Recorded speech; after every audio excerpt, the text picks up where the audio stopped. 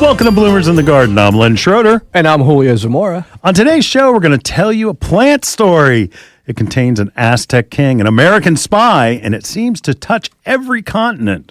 The story continues with a foreign ambassador and the questionable influence of a presidential election. It weaves itself right through Philadelphia, where it was introduced by Ann Bartram of Bartram Gardens. During the Roaring Twenties, the tale heads west, right to Hollywood Sunset Boulevard. We may never have known the whole story if it wasn't for a small grower from Germany. So what are we talking about?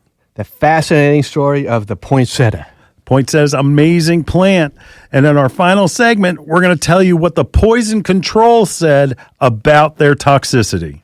So stay tuned, and we'll be right back in the garden right after these messages. Bloomers in the Garden is brought to you each week by Bloomers Home and Garden Center. Bloomers is an award-winning garden center just 20 minutes from Philadelphia. Bloomers has been providing expert advice turning brown thumbs green for over 30 years. At Bloomers, we want you to ask us every question, even if you think it's silly. We share information in a friendly, non-judgmental way that is meant to teach and spread the joy of gardening. Visit Bloomers Home and Garden Center in Washington Township, Gloucester County. For directions, go to bloomers.com, and we'll see you in the garden. High-yield bran bone meal contains 10% slow-release natural phosphorus. It helps all plants to develop sturdy root systems and stimulate healthy growth. You'll use it every time you plant bulbs, but it also is an excellent supplement fertilizer for roses, flowers, and vegetable gardens. High-yield bone meal is sourced from steamed bone meal, which provides a clean, natural source of phosphorus. High Yield is brought to you by VPG, the Fertilome people. You're listening to Bloomers in the Garden Radio. Listen anytime through your favorite podcast provider, or see and hear us by subscribing to Bloomers YouTube channel. Bloomers in the Garden Radio is heard in Philadelphia and throughout the whole Delaware Valley every Saturday. First, wake up with us at 6 a.m. on WNWR The Word at 95.3 FM and 1540 AM. Tune in at 8 a.m. to Bloomers in the Garden Radio on Talk 860 WWDB. A rebroadcast of Bloomers in the Garden Radio is played each Saturday evening at 5 p.m. on The Word, 95.3 FM and 1540 AM. On Sunday at 8 a.m., we can be heard throughout the New York tri-state area on Classic Oldies, 1250 AM WMTR. Thanks for listening, and we'll see you in the garden. Welcome back to Bloomers in the Garden. Oh, well, wait a minute. Folks, wait a minute. what? Who's that voice I hear? What do you mean? You made it. Aaron, he lives. I'm telling you. We found Waldo. You found me, huh? Okay. Welcome back, Julio. It's great to be back. Newly betrothed. Yeah, I know. You've got that right. Yeah. All right. I interrupted. No, you're fine. Everybody's wondering where you were. Yeah, I know. Professor hiding. Steve especially. Yeah, I know. I've been hibernating. Yeah. Okay, folks. Along the west coast of Mexico, high up on the hills, grows a gangly weed. It's for 12 feet tall. I know. 12 feet feet tall. How tall this thing is. And it has its history goes back all the way to the Aztecs. Mm-hmm. That last Aztec king was Montezuma. And that he would bring poinsettias into the city because they represented purity. Now, Mexico City, it's too high in elevation where it can't actually grow poinsettias, so they would have to bring them in. I mean, we're going way back, folks. Way back. And so these caravans, and they would use the red bracts. Now, bracts, we're going to have to describe that. Bracts are a modified leaf. The actual center, if you're looking on YouTube, which we ask you to please subscribe and please rate us. We would appreciate a 5-star rating, and so would our sponsors. Please, you'll get to see the poinsettias on YouTube where the actual center of what we consider and we'll call the flower is actually the real flower. It's where you see the pollen where they turn yellow, but all of the pink and like we have orange, pink, we have the tapestry, which has a variegated leaf. We also have pure white, Poinsettia pure white, which is a relatively new variety. And it's all modified leaves and bracts. So they all have the same color flower. So what color is a poinsettia? What color is a poinsettia flower? Yellow. But what you're seeing that is colored are the leaves. So just had to add that. So 14th to 16th century, the sap, like if you've ever broken a poinsettia, it will weep a white sap. And it actually was used to control fevers and also encourage breastfeeding. And that the leaves or the bracts of the flower were used to make dyes. And the first known documented poinsettia flower drawing was in 1780 by a Spanish botanist. Wow. So we're going back. It's an amazing plant.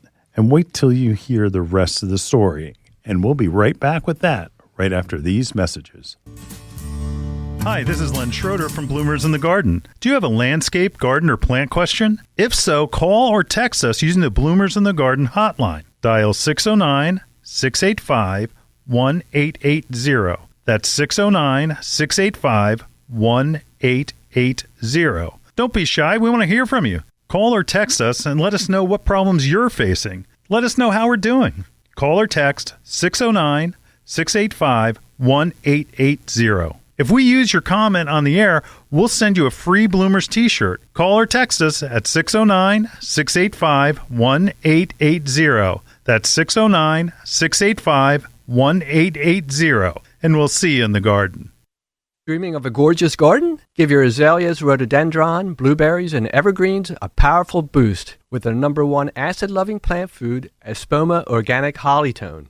Hollytone is a perfect blend of natural, long-lasting ingredients that nourish plants for stronger roots, faster growth, and bountiful blooms. Plus, it's easy to use and safe for people, pets, and planet. Visit Espoma.com for a retailer near you and helpful gardening tips. Espoma, a natural in the garden since 1929.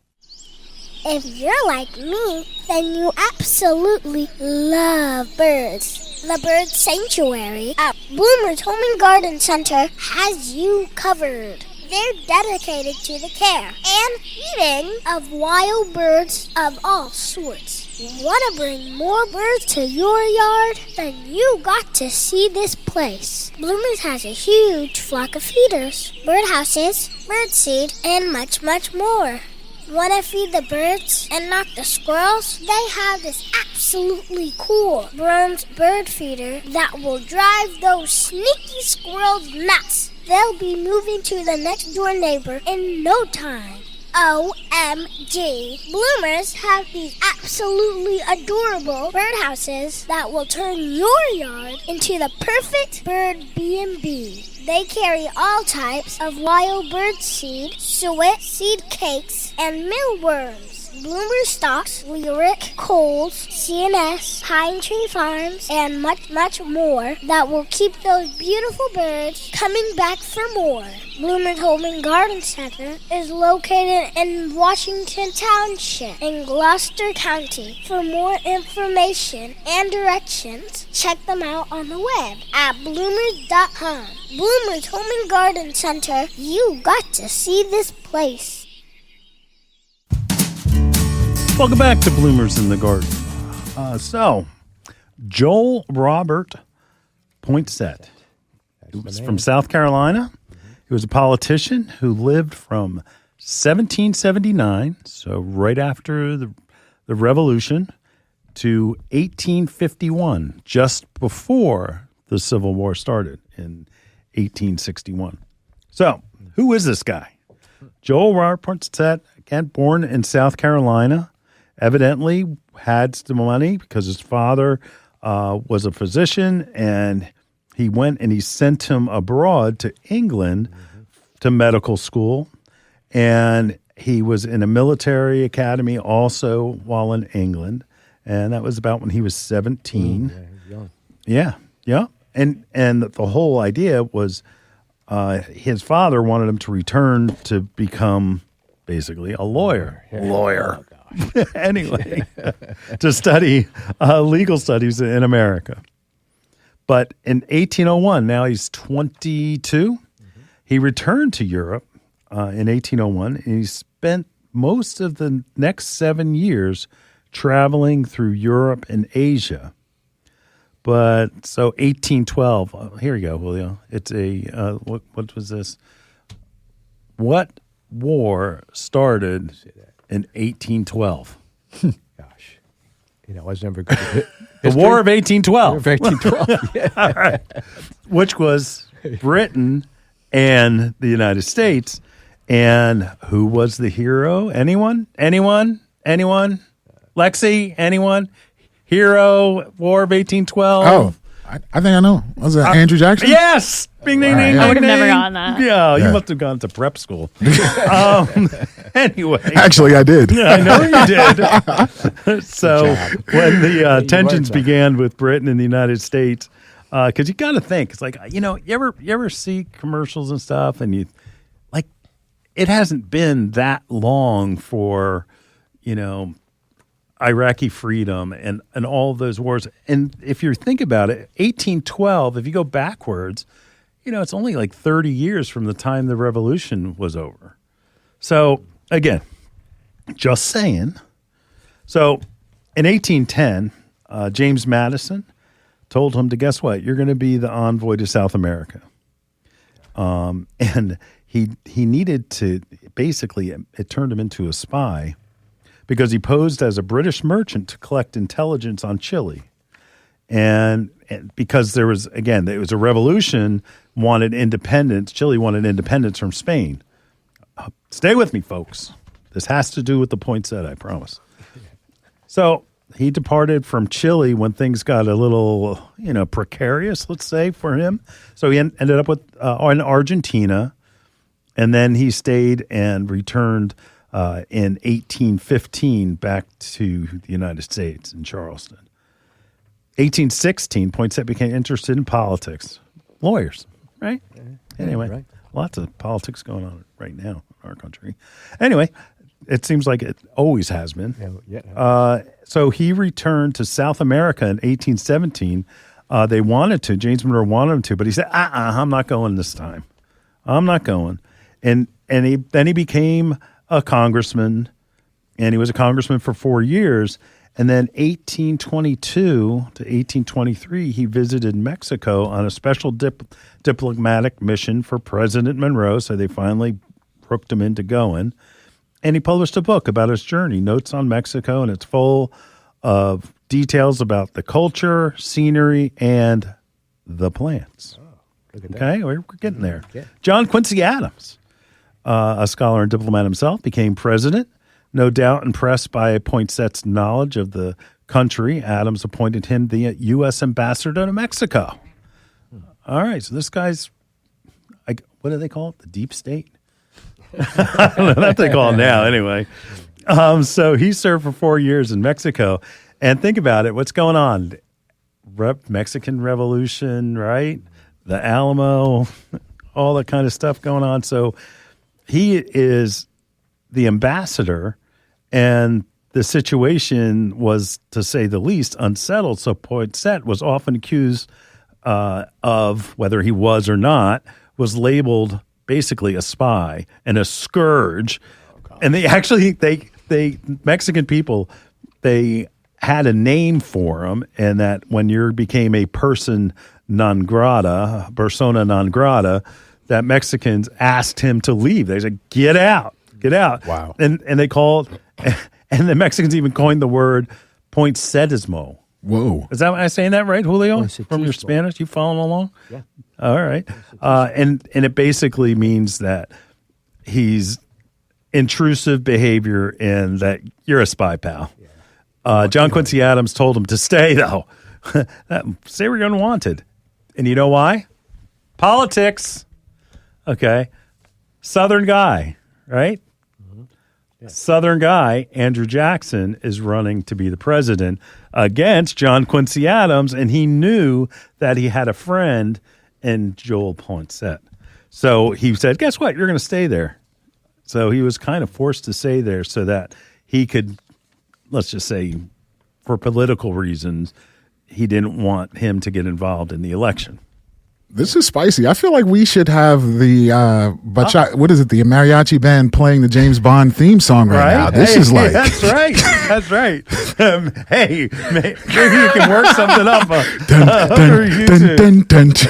It's true. I mean, because so here's what happened. So during his stay, right, he wandered the countryside, so he's forced to stay there, and he found a beautiful shrub with large red flowers growing next to a road. He took cuttings from the plant and brought them back to his greenhouse in South Carolina.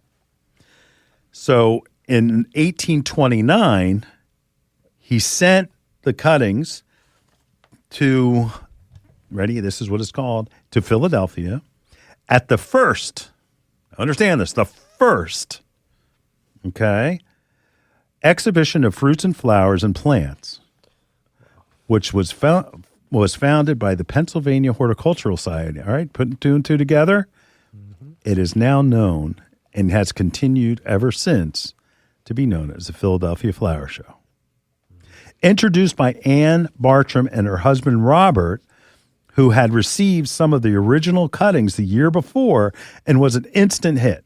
Now, this is the plant that grows, 10 feet tall. This is not the poinsettia that you see at Bloomer's Home and Garden. And that we're going to get into that soon. So Jackson said, okay, Joel, come on home. So he went to Washington in 1830. And this guy's amazing. And that's William Prescott, as a historian and horticulturist, was asked to give the new name to this plant. And at the time, Mr. Prescott had just published a book, The Conquest of Mexico, in which he details Joel Poinsettia's discovery of the plant. Prescott named the plant the poinsettia in honor of Joel Poinsettia's discovery. There you have it. There you go. That's it. The name Joel Poinsettia, spy, he political lawyer, all of these things an ambassador. So it's amazing to think. So this guy's not done. No. He's not done. So he ends up coming back, and Martin Van Buren, 1837, was elected president. And he convinced Poinsett to come out of retirement and return to Washington as his Secretary of War. Wow. I mean, is there anything this guy hasn't done? He used his position to authorize an expedition in 1838 to survey the map of the region between the Mississippi and Missouri rivers.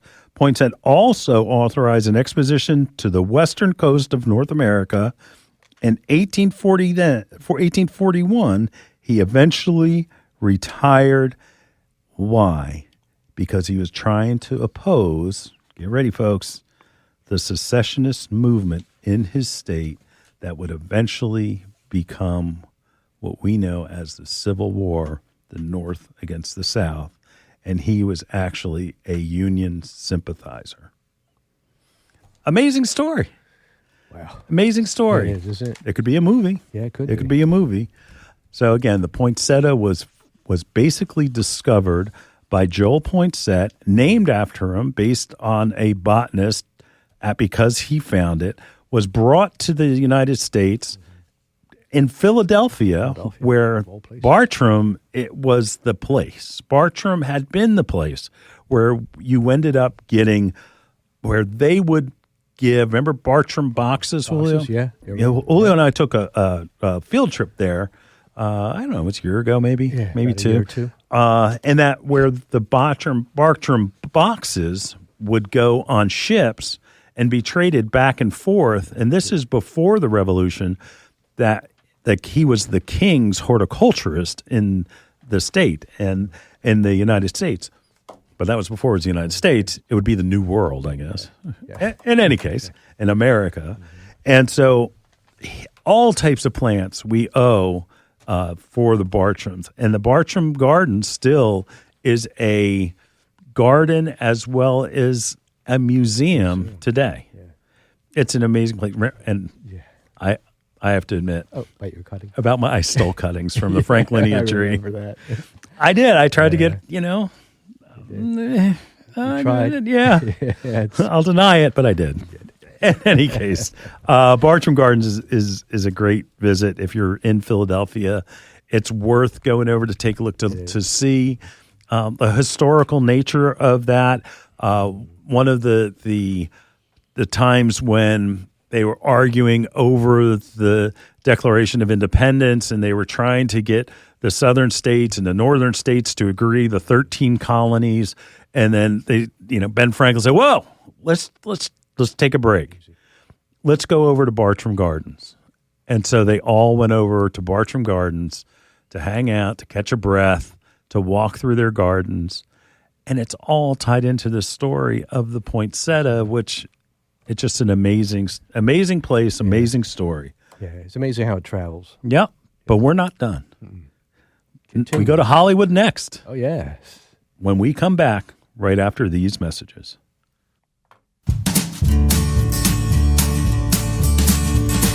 Hi, this is Len Schroeder from Bloomers in the Garden. Do you have a landscape, garden, or plant question? If so, call or text us using the Bloomers in the Garden hotline. Dial 609-685-1880. That's 609-685-1880. Don't be shy. We want to hear from you. Call or text us and let us know what problems you're facing. Let us know how we're doing. Call or text 609-685-1880. If we use your comment on the air, we'll send you a free Bloomers t-shirt. Call or text us at 609-685-1880. That's 609-685-1880. And we'll see you in the garden.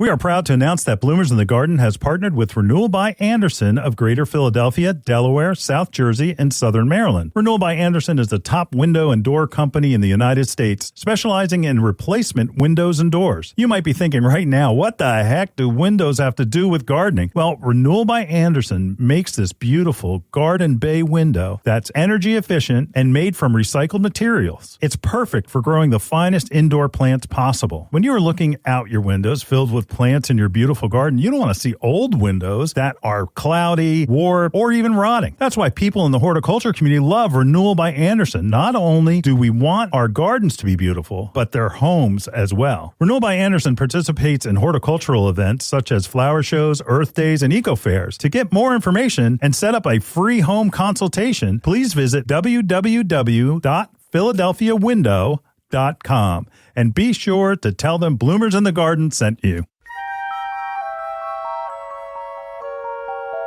Is she gone? Nope, she's still standing there. What is she doing? I think she's watching the grass grow. That's our job. I know, right? She's watching the grass grow, the flowers grow. Ooh, look, the trees are growing. Can't say as I blame her. Remember where she bought all this stuff? Duh, bought us there too. Bloomers Home and Garden Center. Find us online at bloomers.com. Welcome back to Bloomers in the Garden. The Ecke Poinsettia Ranch is named for the family that made the poinsettia popular to the masses, huh? That's right. That's right. In 1920, Paul Ecke Sr. had his poinsettia ranch right on Sunset Boulevard in California, but they were grown not as a potted plant like you see, again, at Bloomers. They were actually a cut flower because they grew so tall. And they would take the canes of the poinsettia and send them east by train. And it was still mostly grown for cut flower, some pot production, but the stems would have to be manipulated. They have to take the stems and carefully, if you've ever had a poinsettia, they break really easy, that you would have to bend the tall stem down and then back up to try to make it more of a compact plant. It was the science that has to take place that wasn't available at that time. So again, it was under development, and that Barbara Ecke is the name of it's actually Barbara Ecke Supreme. Now, if you can picture this, it was a variety that had a flower that was 22 inches wide. We're talking almost 2 feet. That's a big poinsettia flower, you know? So if it gives you put it in perspective and scale, that's how tall the stem would have to be. And then it would have this, great big flower on it. So they're beautiful, beautiful. But that was developed in 1950. In 1963, I love this story. Okay, Paul Mickelson of Mickelson, Ohio.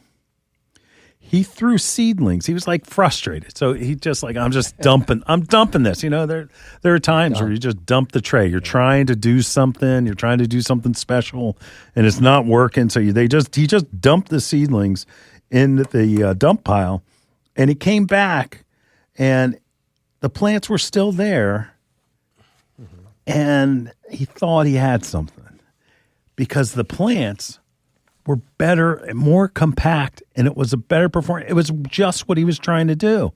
And the plants were so good that they could be put in production, and it almost put the Ecke family out of business. Oh, gosh.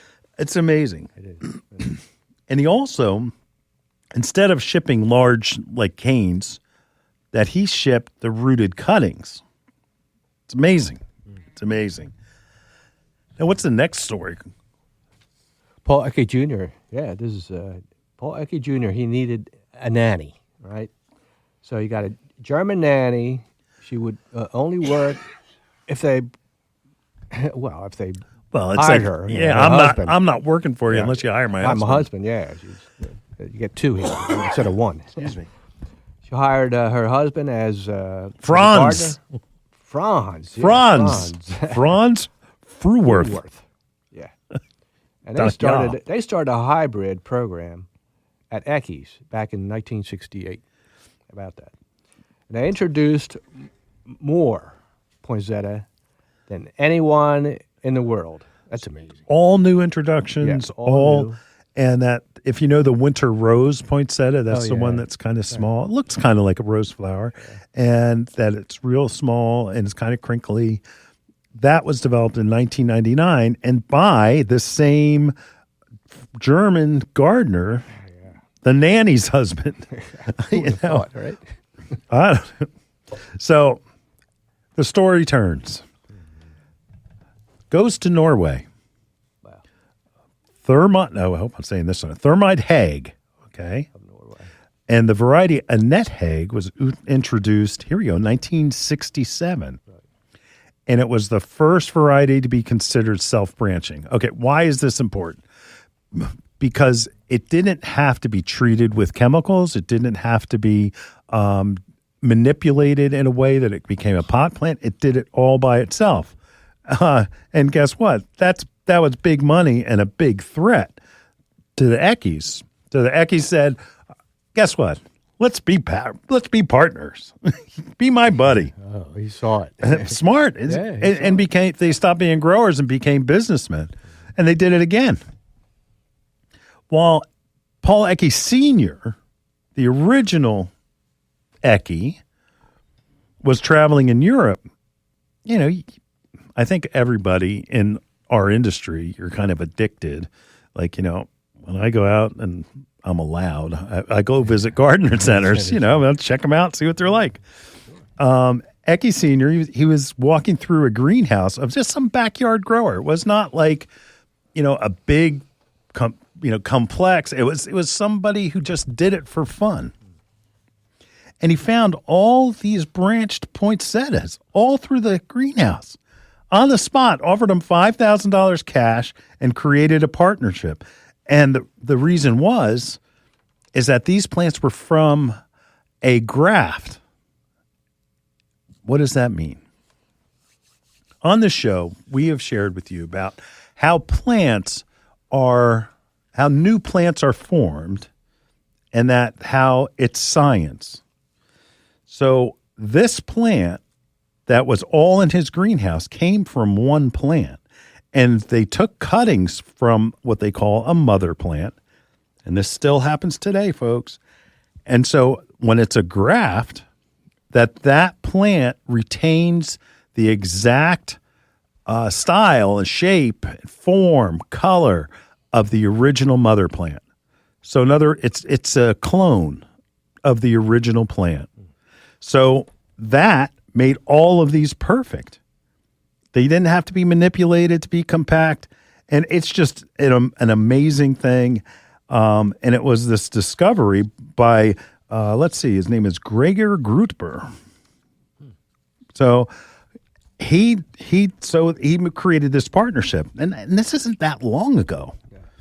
And this was all the way 1980.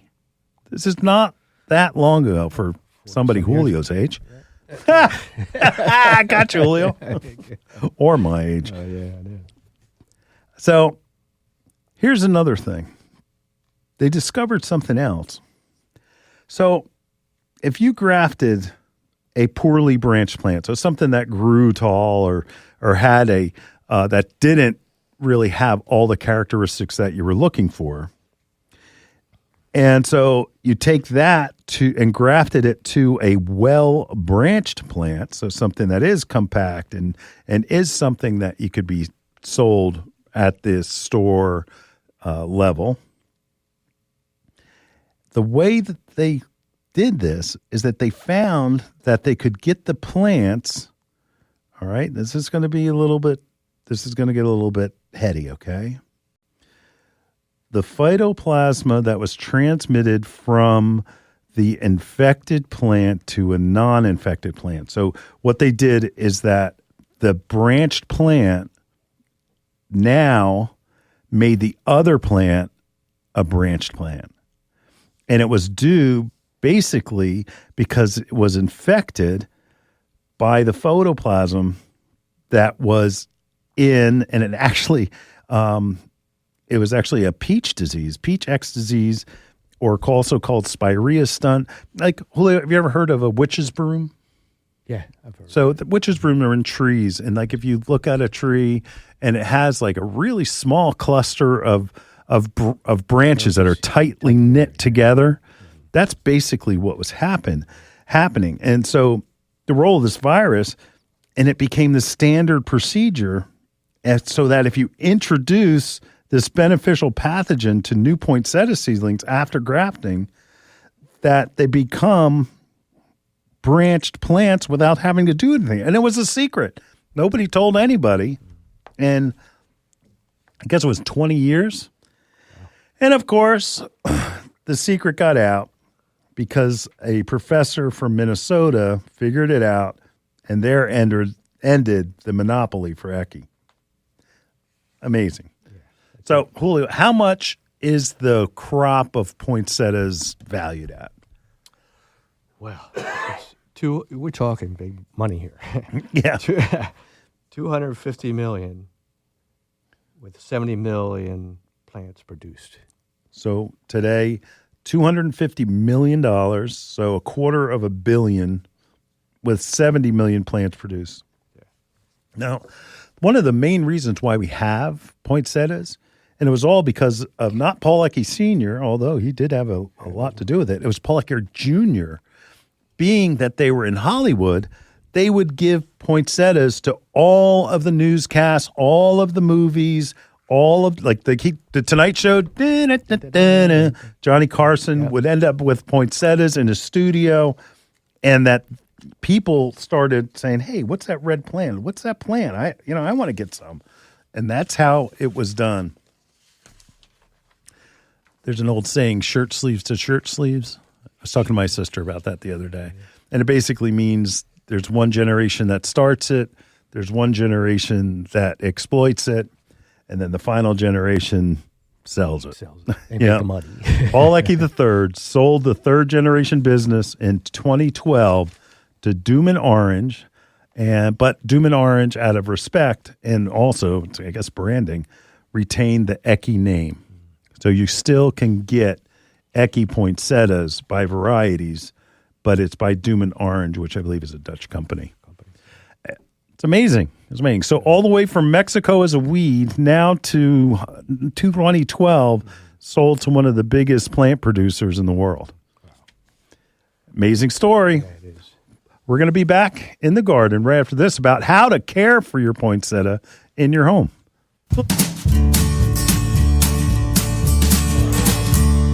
Hi, this is Len Schroeder from Bloomers in the Garden. Do you have a landscape, garden, or plant question? If so, call or text us using the Bloomers in the Garden hotline. Dial 609-685-1880. That's 609-685-1880. Don't be shy. We want to hear from you. Call or text us and let us know what problems you're facing. Let us know how we're doing.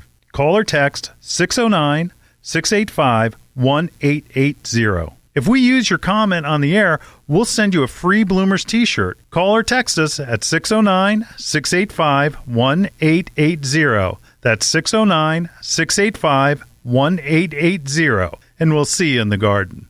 Fertilome's Triple Action contains 70% neem oil and 0.25% pyrethrins as a concentrate and ready to spray. It is an insecticide, fungicide, and miticide labeled to use on vegetables, fruits, nuts, herbs, spices, and ornamentals. This organic OMRI-listed product controls a wide variety of insect pests and diseases, including aphids, scale, spider mites, whiteflies, rust, leaf spot, and powdery mildew. This insecticide is an all-in-one bottle that will cure just about any problem you may run into throughout the year. Fertilome's Triple Action has been helping gardeners across the country for years. Best to apply in late evening and early morning hours. Mix 1 ounce, which is equivalent to 2 tablespoons in a gallon of water. The best part is Triple Action may be used up to the day of harvest. So the next time you are visiting your favorite garden center, ask for Fertilome's Triple Action and expect to have the best looking plants in the neighborhood. Your next houseplant is waiting for you in Bloomers Home and Garden Center's greenhouse. Bloomers recognizes that houseplant choices are as important to your interior decorating as the fabric on your couch. The right plant, paired with the perfect container, can bring a dynamic change to your home. A houseplant brings life to your world and connects your home's interior to the greater outdoors. Even a small succulent placed on your coffee table has a way of connecting your living room to the Amazon rainforest. How about an air plant in your kitchen? Looking for an indoor flowering plant to add color to your plant palette? Bloomers has a large revolving assortment of flowering beauties. From aglaonemas to ZZ plants, Bloomers Greenhouse is stocked with your next favorite indoor plant. Bloomers carries a large selection of pottery and containers to match your home's decor and make any of your plants more beautiful. Bloomers experts can help you care for your plants and have the fertilizer, insecticides, leaf shine, and specialty soils you need to grow healthy and happy indoor plants. Visit Bloomers Home and Garden Center's greenhouse and make every room in your home a living room. Visit bloomers.com for more information. That's bloomers.com, and we'll see you in the garden. Hey, welcome back to Bloomers in the Garden.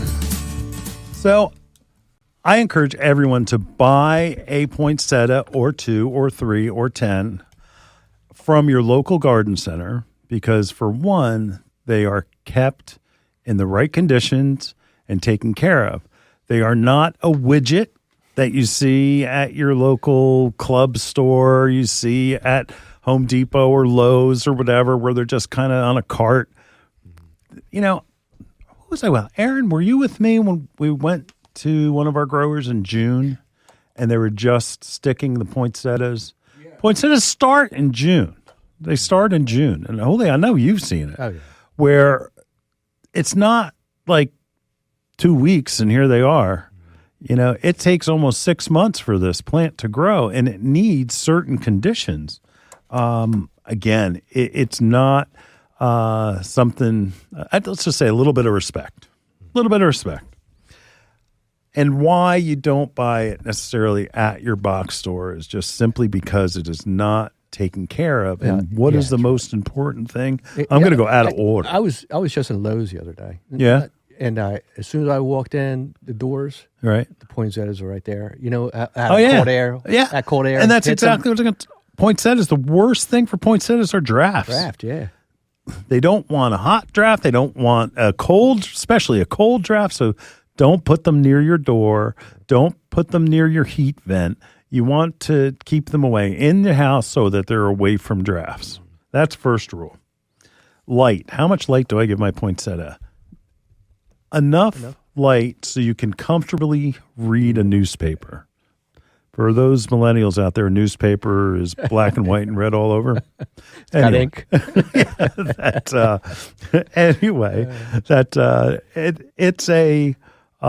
something that they don't need a tremendous amount of light. So because they've already Because what did we say in the beginning of the show, right? Poinsettias flowers are in the center of the plant. The color on a poinsettia are actually bracts, modified leaves. So they'll hold that color even if you put it in where there's not quite the right amount of light that they're getting. So, again, medium light.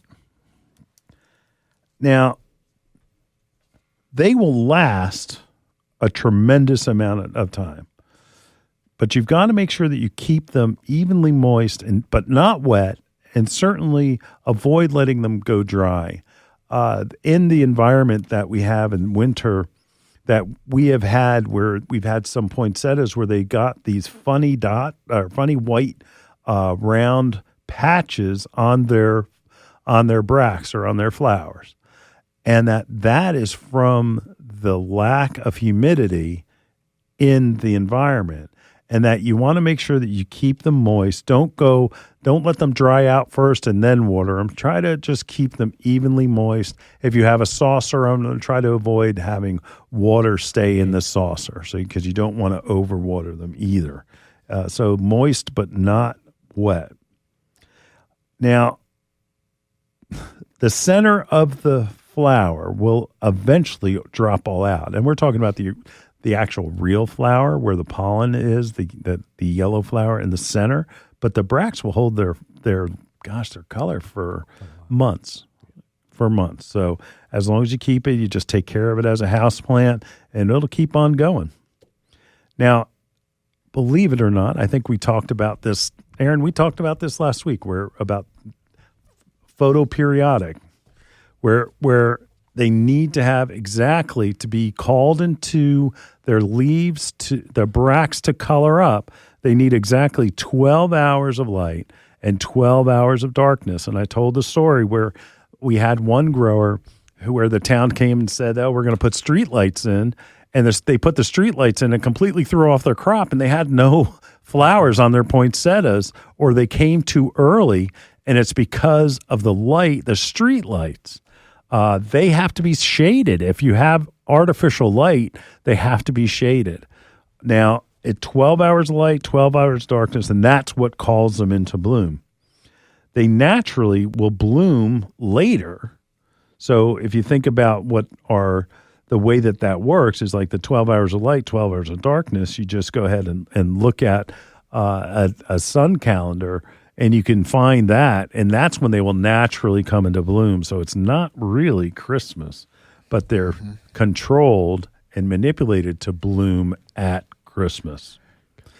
You know how I got mine? I controlled mine. Put it in the closet. I put it in the closet and used a grow light. That's exactly what I did.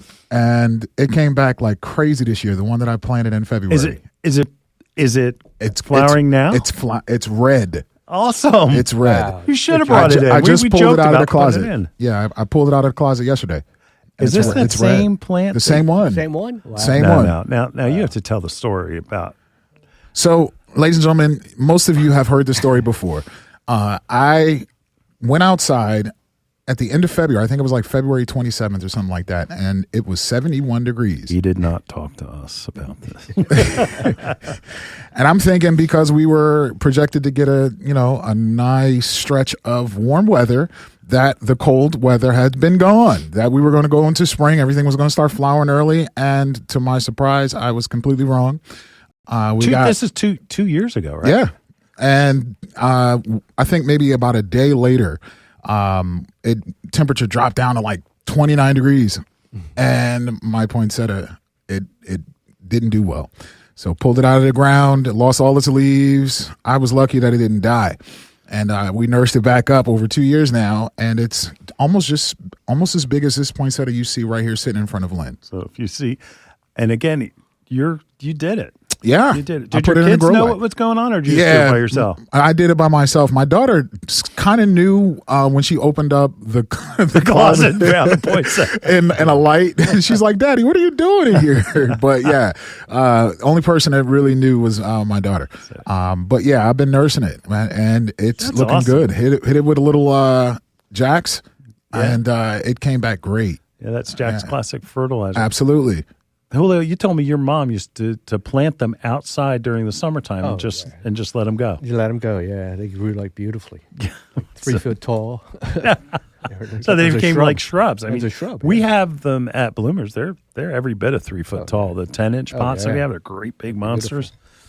We've got them. Incredible. Not to be planted right now, folks. They are not. They are not hardy. Okay, they're not hardy. You've come a long way, Aaron. You have come a long way. For sure. Yeah. Well, again, I encourage you to go to your local garden center and pick up your poinsettias. Just simply that they are taken care of the way that they need to be. You don't want to be getting a poinsettia that has been neglected, and where it ends up that you get it and it falls apart or it starts looking funny because of the way it was treated when it came off the truck, or like it was left outside, or if it was near the heater or was out, where the doors open and close. So again, make sure that you go to your local garden center, because that is who's going to have the best variety and the best help. And they'll probably foil it for nothing, and they'll probably take care of it for nothing. They'll give you a sleeve, and they'll also give you a care sheet. So that's what we do at Bloomers, and I'm sure our local brethren in the garden center industry do the same thing. All right, we're going to be back in the garden right after this.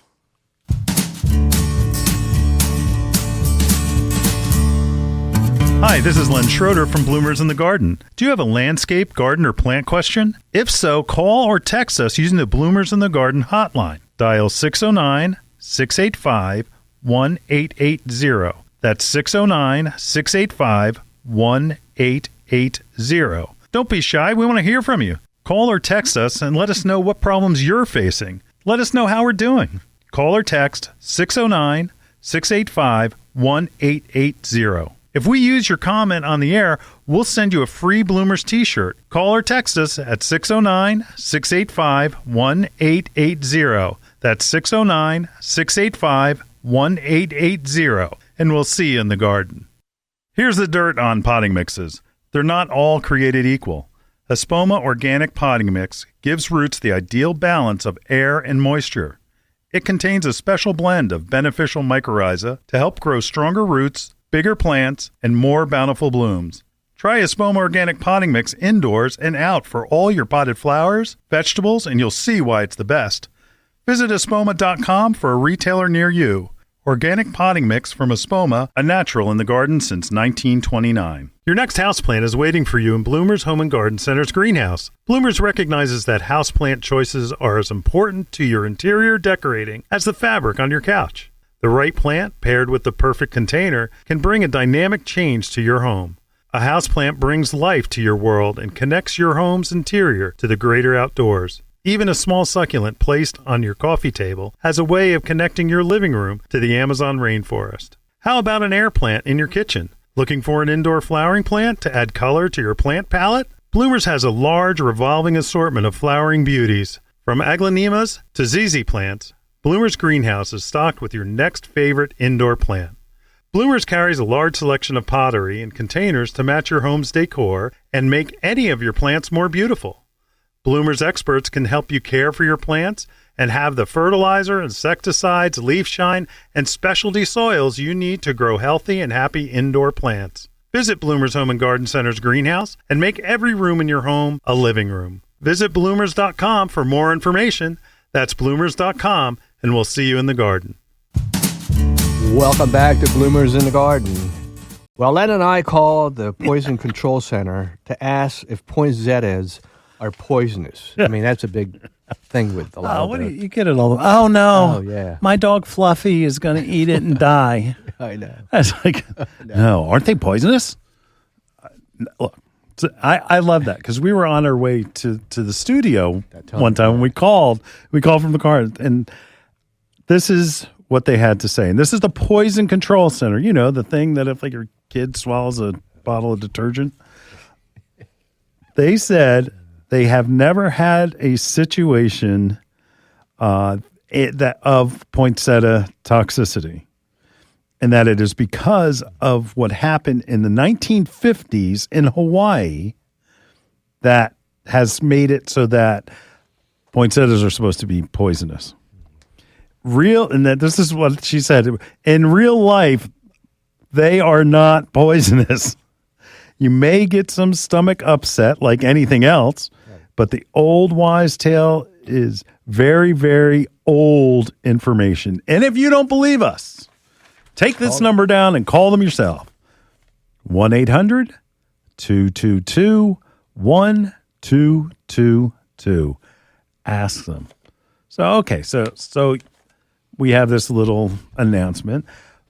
Here is some dogs and cats, right? Everybody is about, oh, my dog, my cat, it's going to eat the poinsettia and die.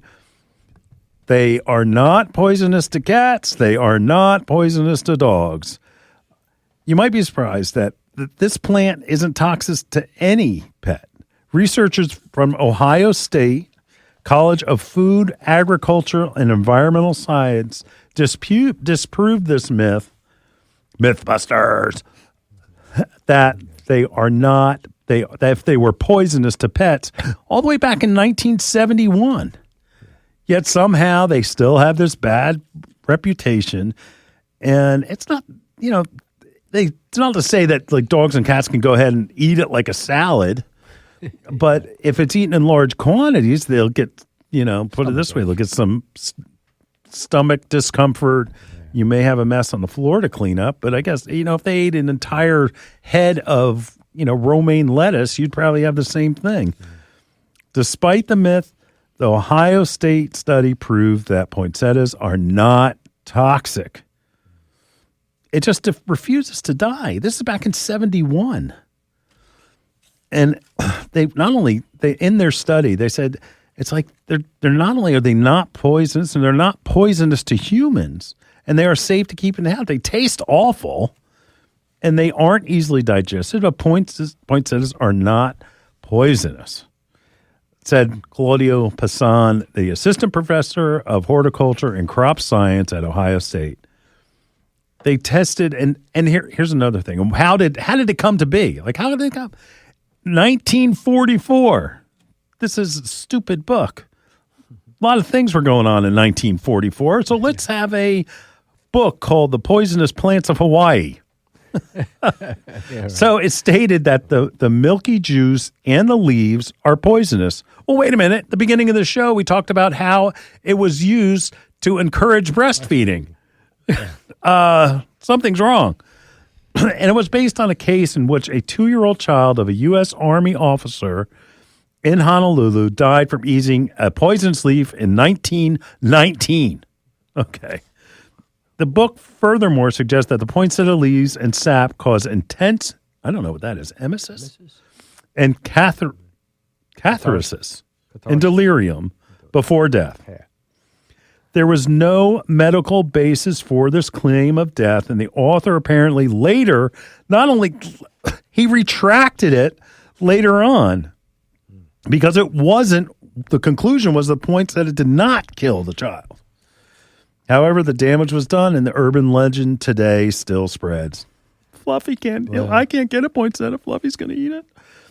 The study in the American Journal of Emergency Medicine reviewed 22,793 cases of poinsettia exposure reported to the American Association of Poison Control Centers and did not find a single fatality recorded. Another study in the Journal of Toxin reported the investigators who fed rats up to, how does a rat eat 500 to 600 poinsettia leaves, did not identify any toxic potential for this plant. Good news. Poinsettias are not toxic. Got it? Got it. Excellent. We'll be right back in the garden right after this.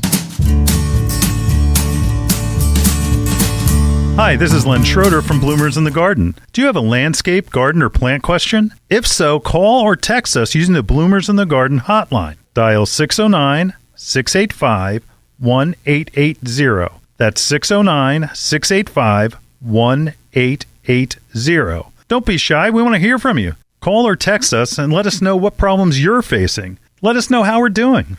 Call or text 609-685-1880. If we use your comment on the air, we'll send you a free Bloomers t-shirt. Call or text us at 609-685-1880. That's 609-685-1880. And we'll see you in the garden. If you're like me, then you absolutely love birds. The Bird Sanctuary at Bloomers Home and Garden Center has you covered. They're dedicated to the care and feeding of wild birds of all sorts. Want to bring more birds to your yard? Then you got to see this place. Bloomers has a huge flock of feeders, birdhouses, birdseed, and much, much more. Want to feed the birds and not the squirrels? They have this absolutely cool bronze bird feeder that will drive those sneaky squirrels nuts. They'll be moving to the next door neighbor in no time. OMG. Bloomers have these absolutely adorable birdhouses that will turn your yard into the perfect bird B&B. They carry all types of wild bird seed, suet, seed cakes, and mealworms. Bloomer stocks, Lyric, Coles, CNS, Pine Tree Farms, and much, much more that will keep those beautiful birds coming back for more. Bloomer's Home and Garden Center is located in Washington Township in Gloucester County. For more information and directions, check them out on the web at bloomers.com. Bloomer's Home and Garden Center, you got to see this place. You're listening to Bloomers in the Garden Radio. Listen anytime through your favorite podcast provider or see and hear us by subscribing to Bloomers YouTube channel. Bloomers in the Garden Radio is heard in Philadelphia and throughout the whole Delaware Valley every Saturday. First, wake up with us at 6 a.m. on WNWR The Word at 95.3 FM and 1540 AM. Tune in at 8 a.m. to Bloomers in the Garden Radio on Talk 860 WWDB. A rebroadcast of Bloomers in the Garden Radio is played each Saturday evening at 5 p.m. on The Word, 95.3 FM and 1540 AM. On Sunday at 8 a.m., we can be heard throughout the New York tri-state area on Classic Oldies, 1250 AM WMTR. Thanks for listening, and we'll see you in the garden. See me and Julio down by the schoolyard. Oh, he's back. He's back. I know, I'm back, folks. All right. Yeah. If you're looking on YouTube, by the way, the poinsettias we have in front of us, the ones in front of me are the Norwin Orange. It is Poinsettia Pink. It is Tapestry. And it is Poinsettia Pure White. If you're used to a white poinsettia, they're actually on the yellowish side more than they are like this white is pure white. Hey, thank you, Lexi, producer extraordinaire. Wow. We'll see you next time in the same studio. Go to your local garden center, get your poinsettia, and we'll see you in the garden. We'll see you in the garden.